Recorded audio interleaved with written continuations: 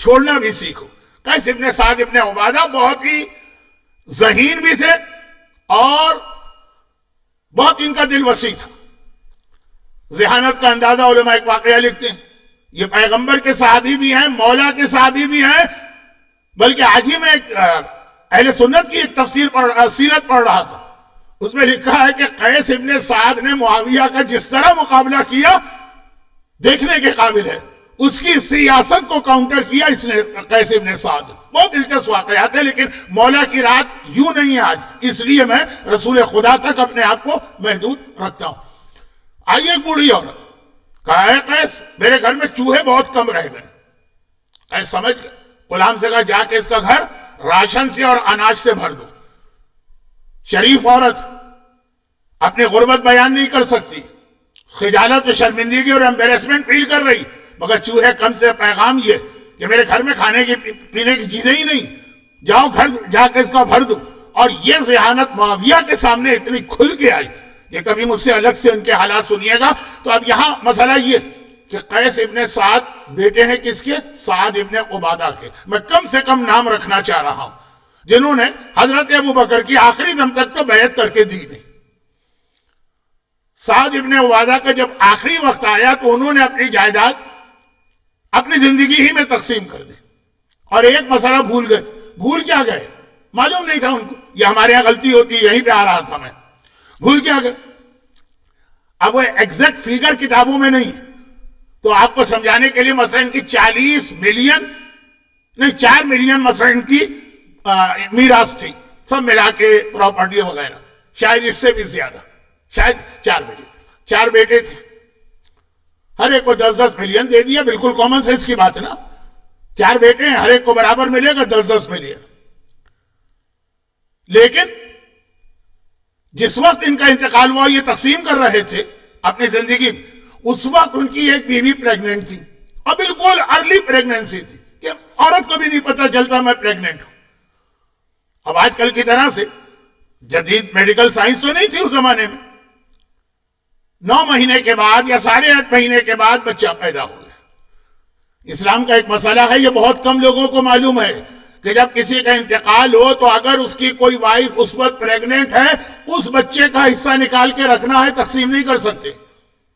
مجھے تو آج تک کوئی فیملی ایسی نہیں ملی،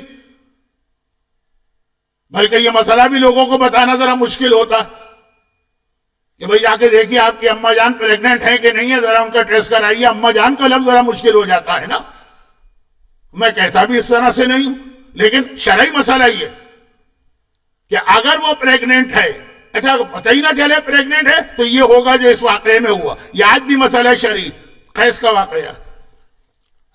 مسئلہ یہ ہے کہ اگر عورت پریگننٹ ہو اس بچے کا حصہ رکھنا۔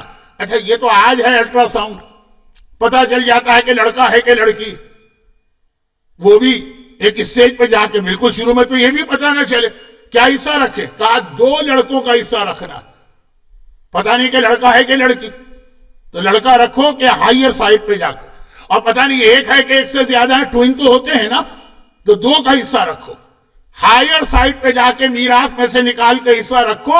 اگر ایسا نہیں وہ لڑکی پیدا ہوئی تو جو بچ جائے گا وہ وارث لے جائے اپنے حساب سے۔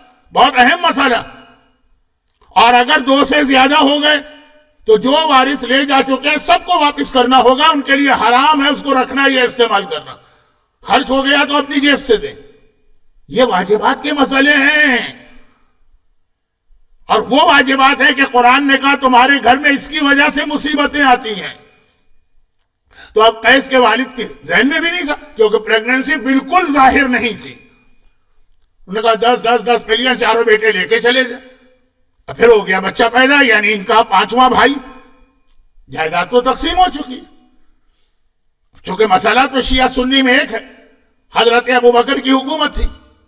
انہوں نے کہا کہ قیس اب یہ تو تم بڑے ہو اپنے بھائیوں، سارے بھائیوں سے 2-2 لاکھ واپس لو، کیونکہ اب بجائے 1 ملین کے ہر ایک کو 8 لاکھ ملے گا، سب واپس لو اور اس کو دو۔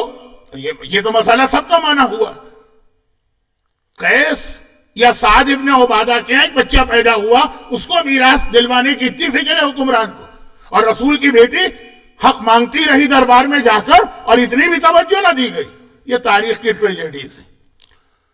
قیس ابن سعد نے کہا میرا دل نہیں مانتا، چھوٹی موٹی رقم نہیں ہے، میرا دل نہیں مانتا کہ بھائیوں کو حصہ مل گیا اور وہ اس میں سے کچھ خرچ کر چکے ہوں گے، کچھ نے شادیاں کر لی ہیں، میں اپنا پورا کا پورا حصہ اپنے اس بھائی کو دے دیتا ہوں اور مجھے کچھ نہیں چاہیے۔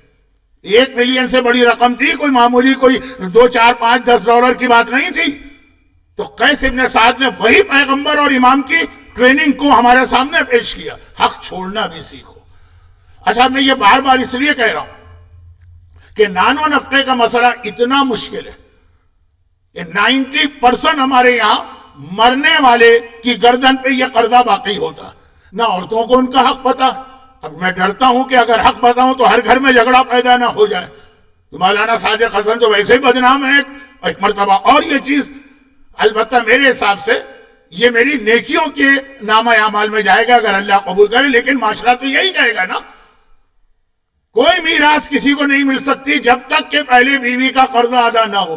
ہمارے یہاں قرضہ مانا جاتا ہے مہر۔ کئی میتوں پہ دیکھا ہے کہ بھائی بیوہ سے کہتے ہیں کہ مرنے والے کو اپنا مہر معاف کر دو، بوجھ ہوتا ہے اس کے اوپر۔ یہ چھوٹا بوجھ ہے، اس سے بڑا ماؤنٹ ایوریسٹ اس کے سینے پہ رکھا ہوا ہے۔ قصائی کے 25 روپے نہ دیے تو مرجع علی قدر آغا افشار کی نرجس خاتون کی زیارت عاشورہ کا عمل بتانے والے ان کی قبر میں عذاب انتظار کر رہا۔ قصائی کے 25 روپے، عمل کرنا چھوڑیں۔ آپ خود بتائیے، جو لوگ سن رہے ہیں میری مجلس، کوئی ایک فیملی آپ کو آج تک ملی جس نے مرنے کے بعد یہ کیلکولیشن کی کہ نانو نفقے میں، اچھا یہاں پر مرنے والا بے قصور بھی ہوگا اگر بیچارہ غریب ہے، اس کی حیثیت نہیں، اگر وہ محنت کر رہا ہے پھر بھی اتنا نہیں کما پا رہا تو ٹھیک ہے، گناہگار نہیں۔ جیسے اگر ہم نے کسی سے قرضہ لیا اور واپس کرنے کی حیثیت نہیں، ہم مر گئے تو ہم گناہگار نہیں تھے، لیکن جیسے ہی مر گئے ویسے ہی جو کچھ ہم چھوڑ کے گئے وہ جا کے دینا پڑے گا قرضے میں، ورنہ وارث سارے گناہگار۔ حیثیت نہیں ہے تو زندگی میں گناہگار نہیں تھے، مرتے ہی گناہ شروع ہوگا۔ تو وہ مرنے والا شوہر گناہگار نہیں ہے، لیکن اگر نان و نفقہ نہ دیا، جو قرضہ اس کے اوپر چلا آ رہا ہے، تو فوراً سارے وارث گناہگار۔ گناہگار کیا؟ ان کے گھر میں جو باپ کی طرف سے چیزیں آئیں وہ سب حرام ہیں، حرام ہیں۔ ہاں بیویاں خود چھوڑ دیں، اور یہ ہونا چاہیے۔